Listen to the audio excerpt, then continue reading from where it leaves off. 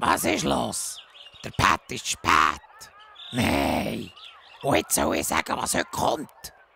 Jetzt konnte ich mich gar nicht vorbereiten. Ich weiss nur, dass jetzt ein Tier kommt, das ein Rad abhat. Ein Rad macht. Der Pfau ist mit dem Huhn verwandt. Er kommt ursprünglich aus Pakistan und Indien und dort ist er bei den Leuten sogar ein heiliges Tier. Jawohl, so tönst du. Aber jetzt bin ich noch dran. Ich wollte nämlich noch sagen, ich hätte es ihm nicht gegeben, aber der Pfau kann sogar fliegen. Ein Tier, eine Sendung. Das ist Patergei auf Zambo. Sei und herzlich willkommen. Heute mit dem Robert Zink. Hoi Robert. Hoi. Du arbeitest schon mega lang im Zoo und kennst praktisch jedes Tier super hier, unter anderem der Pfau. Aber wenn ich an einen Pfau denke, dann denke ich an so einen Vogel, der so ein riesiges Rad machen kann mit diesen Augen auf den Federn. Ist das ein junges Tier? Was ist mit diesem Pfau los? Da? Das ist eben schön. Es hat schöne glänzende Federn am Hals, aber es ist nicht das Männchen, das du dir vorstellst, es ist ein Weibchen. Ah, haben das nur die Männchen in diesem Fall? Nur die Männchen haben das Prachtkleid. Die Weibchen sind hier viel diskreter. Sie machen auch das ganze Brutgeschäft und von dort haben sie es dann besser die Hand, wenn sie sich nicht mehr zurückziehen. Du selber sagst, der Pfau ist der König vom Zoo. Wieso gibst du ihm diesen Spitznamen? Es hat zwei Gründe. Also das eine siehst du schon auf Auge, das hat eine Krone. Das ist ein kröntes Tier. Dann sind Pfauen eigentlich die einzigen Tiere, die freien Zugang zum ganzen Zoogelände haben. Sie können sich frei bewegen, wo sie wollen. Also darum treffen wir sie jetzt auch an im Besucherbereich. Und mit all diesen Freiheiten denke ich, das ist etwas Königliches. Also wenn ich jetzt ein Bub hier wäre, ich hätte enorm Lust, dem Pfau etwas zum Knabbern zu geben. Ist das okay?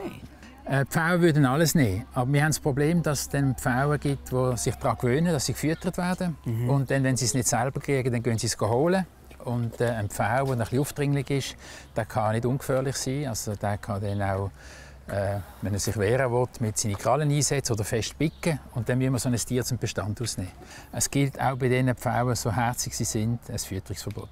Du hast es gesagt, die Pfauen können sich frei bewegen hier im Zoo. Gibt es aber trotzdem einen Ort, wo sie am liebsten sind? Also wenn man sie gezielt suchen will, dann ist es am einfachsten bei einem Schlafbaum. Schlafbäume? Die Pfauen gehen zur Nacht auf Bäume rauf. Also, das wollen wir mal anschauen. So ein Bett von einem Pfau. Bis dahin gibt es für dich eine Runde Pet oder Tier. Ich probiere es so laut, wenn nicht sogar noch lauter, zu brüllen, wie der Vogel, der Kakapo.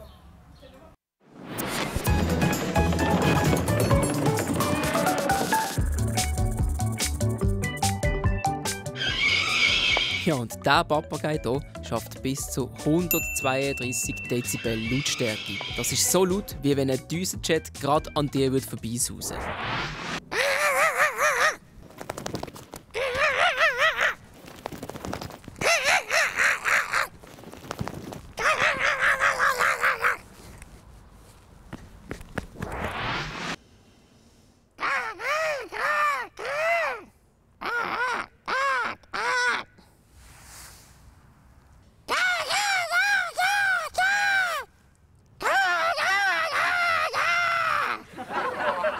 Das habe ich geschafft.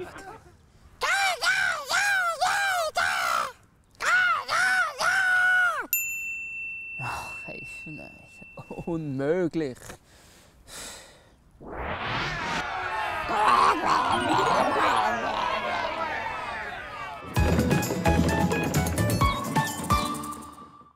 Jetzt sind wir hier bei diesem berühmten Schlafbaum, Robert, und wir haben tatsächlich ein Männchen entdeckt, das im Schlafbaum ist. Ist das Schlafenszeit für die Pfauen? Das ist ein bisschen früh, aber die Schlafbäume haben natürlich auch eine gewisse Qualität. Der hat natürlich ein dichtes Kleid von Efeu, das gibt Schatten. Und es ist gut möglich, dass sich jetzt das Männchen hier ein bisschen Schatten gönnen tut, ein bisschen Ruhe, ein bisschen Abseits von den Besuchern. Aber schlafen, das ist erst, wenn es dunkel wird. Wir lassen es nicht in Ruhe. Wie viele Pfauen schlafen in so einem Baum hier? Das ist jetzt so ein zentraler Schlafbaum. Da treffen sich vor allem die Weibchen. Da sind jetzt im Frühling bis zu 12 Pfauen drauf gewesen. Also 9 Weibchen, alle Weibchen sind da drauf gewesen und noch 3 Männchen. Und die anderen Männchen haben sich dann zum Teil auf andere Bäume verteilt. Aber es ist so der zentrale und seit langem schon der sehr zentrale Schlafbaum der Pfauen. Also du hast gesagt, die können fliegen, und zwar die können in die Höhe fliegen. Aber wie kommt jetzt der Pfau wirklich da in die Höhe vom Baum? Da kann doch das alles auffliegen, oder?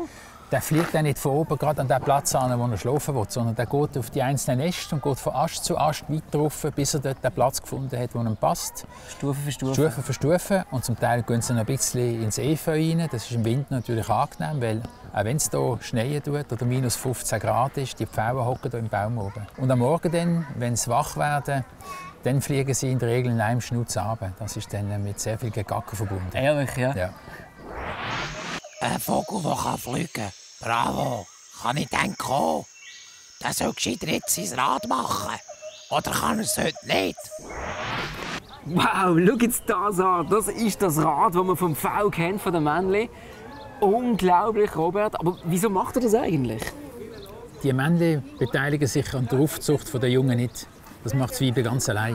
Und das Weibchen will wissen, wer der Vater für ihren Jungen ist. Und sie will einen guten Vater. Also er muss können zeigen, dass er jedes Jahr ein neues Federkleid aufbauen kann, dass er den Winter überlebt, dass er nicht gefressen worden ist. Gesund er muss und einfach stark. fit und gesund und stark sein, damit sie weiss, wie gut der Vater für ihren Jungen ist. Wahnsinn. Jetzt sieht man auch schön, die Schwanzfedern sind die grauen. Ja. Und die farbigen, das sind die Schwanzdeckfedern, sind die das Rad bilden. Und mit den Schwanzfedern stützt das Ganze. Ja, mit diesen wunderschönen, spektakulären Bildern von dem V. Das haben wir, glaube ich, für heute. Merci vielmals und tschüss. Danke dir, Robert. Gern geschehen. So toll, dass wir jetzt das auch noch gesehen haben. Und merci daheim fürs Zuschauen. Ich hoffe, es hat euch auch so gefallen wie mir. Und nicht vergessen, es gibt noch ganz viele Tiere mehr bei uns online. Sendungen von Peter Geiger reinziehen auf srfzammer.ch. Bis dann, salut.